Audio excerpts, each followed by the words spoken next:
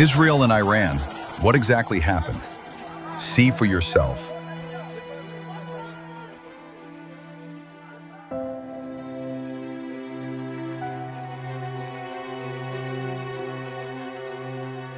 Sad to see innocent people die.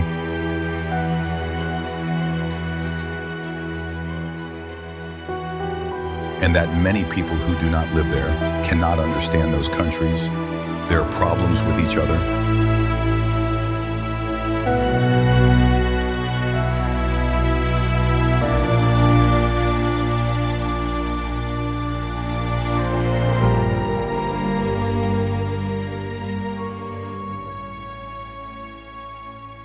Iran and Israel are currently engaged in a war that started on June 13, 2025, after Israel launched surprise attacks on key military and nuclear facilities in Iran. This conflict is considered an escalation of decades-long animosity between the two countries. The mean my character is asked is in following Powery and back to the ways to America. Nuclear program. Israel sees Iran's nuclear program as an existential threat, while Iran insists its program is for peaceful purposes. Israel's Prime Minister Benjamin Netanyahu cited Iran's nuclear efforts as the reason for Israel's preemptive strike. Proxy conflict. Iran has been challenging Israel's legitimacy and calling for its destruction, supporting proxy groups like Hamas and Hezbollah. Israel has weakened these groups through military actions. Recent escalations. The conflict escalated after Israel bombed the Iranian consulate in Damascus in April 2024, killing senior Iranian officials. The countries have since traded strikes.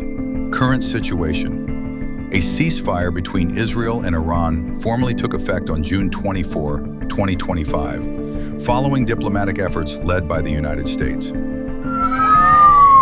Earlier, a technology park in the south was hit. Among a range of international companies, it's also home to the Israeli military's C4I branch, an elite unit that provides technology for Israeli soldiers in combat. Israel's problems with Iran stem from several key issues. Nuclear program. Israel views Iran's nuclear program as an existential threat, believing that a nuclear-armed Iran would pose a significant danger to its security and very existence. Iran's nuclear ambitions have been a point of contention for years, with Israel pushing for stricter international controls and sanctions. Proxy wars and terrorism. Iran's support for proxy groups like Hezbollah in Lebanon and Hamas in Gaza has led to repeated conflicts with Israel. These groups have launched rockets and carried out attacks on Israeli territory, prompting military responses from Israel. Regional influence. Israel and Iran are on opposite sides of many regional conflicts in the Middle East. Iran's growing influence in countries like Syria and Lebanon is seen as a threat by Israel, which seeks to maintain its military advantage in the region. Direct conflicts. The two countries have engaged in direct military exchanges, with Israel carrying out airstrikes on Iranian military facilities and personnel. In April 2024, Israel responded to an Iranian drone and missile attack, which was launched in retaliation for an Israeli strike on an Iranian consulate in Damascus. Ideological differences. The ideological underpinnings of the conflict are also significant, with Iran's revolutionary government viewing Israel as an occupier of Palestinian lands and a symbol of Western influence in the region. Israel, in turn, sees Iran's revolutionary ideology as a threat to regional stability. These issues have contributed to a complex and multifaceted conflict between Israel and Iran, with implications for regional and global security.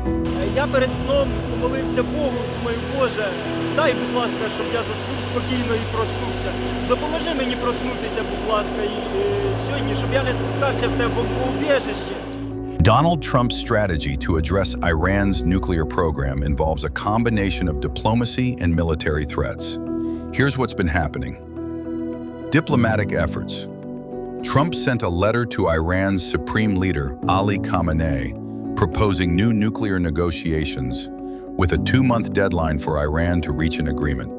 The U.S. and Iran have held several rounds of talks, with the U.S. demanding that Iran fully dismantle its nuclear program, halt enrichment, and end support for regional proxy groups. Military threats. Trump has warned that if negotiations fail, there will be a bombing. He hasn't ruled out supporting military action and has stated that all options are on the table. The U.S. has also deployed B-2 bombers to the Middle East, capable of delivering nuclear ordnance. Israeli strikes. However, Israel preempted potential U.S.-Iran diplomacy by launching surprise attacks on key Iranian military and nuclear facilities on June 13, 2025, damaging key nuclear sites and killing top military leaders. Trump initially opposed Israeli military action, but later seemed to support it. Mighty 2-1, contact Mighty 1-1, Salt Lake Center. Congratulations, President Trump. Your bold decision to target Iran's nuclear facilities with the awesome and righteous might of the United States will change history. In Operation Rising Lion, Israel has done truly amazing things. But in tonight's action against Iran's nuclear facilities, America has been truly unsurpassed. It has done what no other country on earth could do. History will record that President Trump acted to deny the world's most dangerous regime the world's most dangerous weapons. His leadership today has created a pivot of history that can help lead the Middle East and beyond to a future of prosperity and peace. President Trump and I often say, peace through strength. First comes strength, then comes peace. And tonight, President Trump and the United States acted with a lot of strength. President Trump, I thank you. The people of Israel thank you. The forces of civilization thank you. God bless America. God bless Israel. And may God bless our unshakable alliance, our unbreakable faith.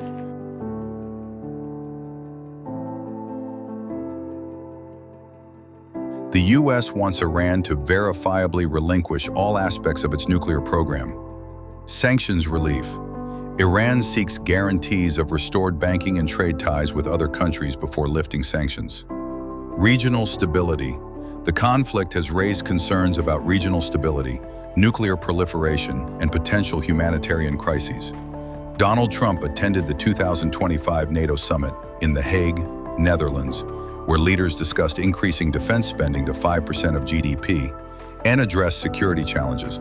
As the U.S. president, Trump engaged in bilateral meetings with other leaders, including Ukrainian President Volodymyr Zelensky. Defense spending. NATO member countries agreed to increase their defense spending to 5% of GDP, aligning with Trump's goals. Ukraine conflict. Trump and Zelensky discussed the ongoing conflict in Ukraine, with Trump pushing for a ceasefire and Zelensky seeking security guarantees. NATO alliance. Trump emphasized the importance of the NATO alliance, despite previous criticisms, and praised the Dutch approach to diplomacy. Diplomatic efforts. The Dutch royal family played a crucial role in personal diplomacy with Trump, with King Willem-Alexander inviting him to stay at the palace. Dutch diplomats worked to sway Trump's stance on NATO, using flattery and emphasizing joint defense efforts.